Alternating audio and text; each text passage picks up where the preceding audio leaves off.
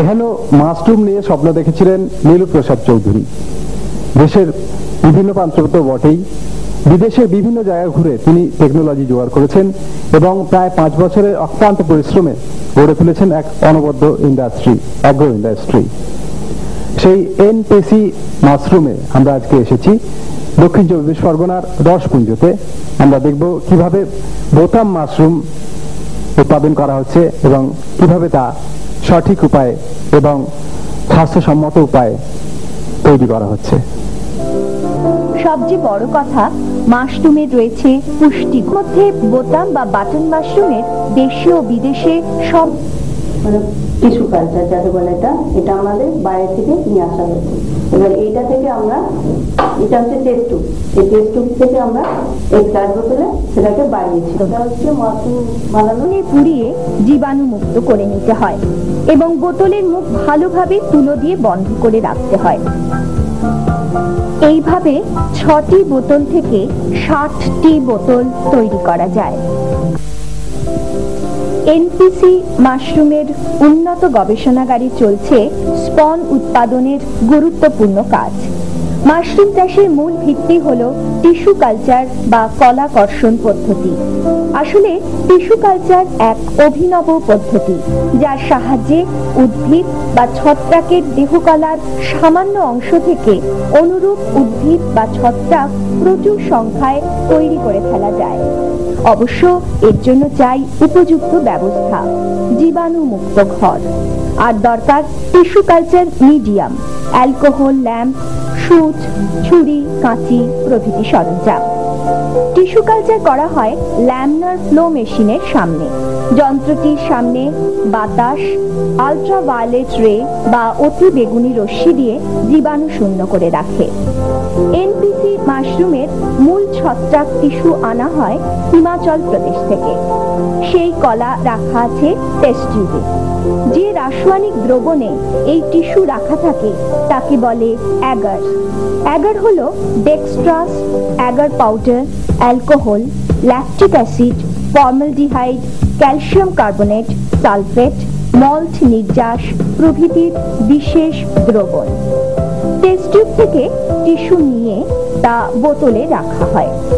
সেই বোতলে বাড়তে থাকা টিস্যুকে আবার সুচ দিয়ে বার করে অন্য বোতলে নেওয়া হয়। একে বলে টিকা দেওয়া। এই সময় সুচকে আগুন ছত্রাকের টিস্যু থেকে সাদা ছত্রাক সুতো বা মাইসেলিয়াম ছড়িয়ে যেতে থাকে অ্যাগারের ভেতরে।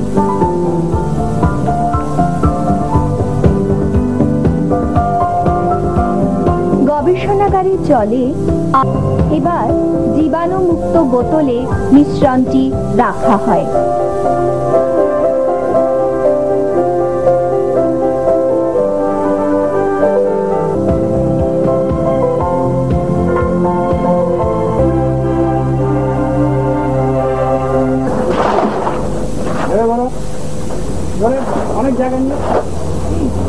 নাম টানেল। 15 টন এর গ্রহণ ক্ষমতা।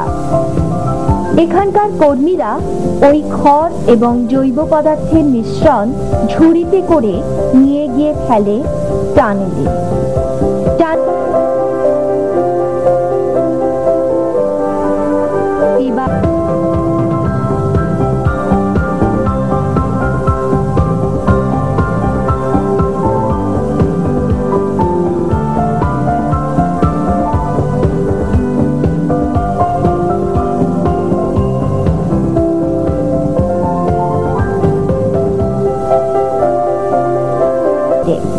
সেন্ট্রাল এসি ব্যবসা ভিত্তিক মাশরুম উৎপাদনের ক্ষেত্রে খুবই প্রয়োজনীয়।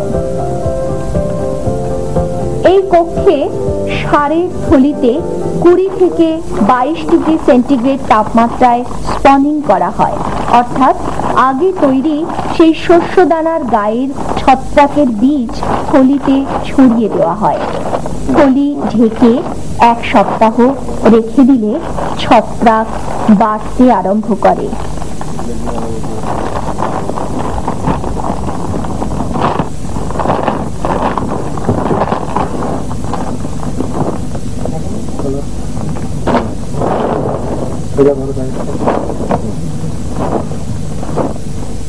গোবর আর মাটি মিশিয়ে কেসিং করে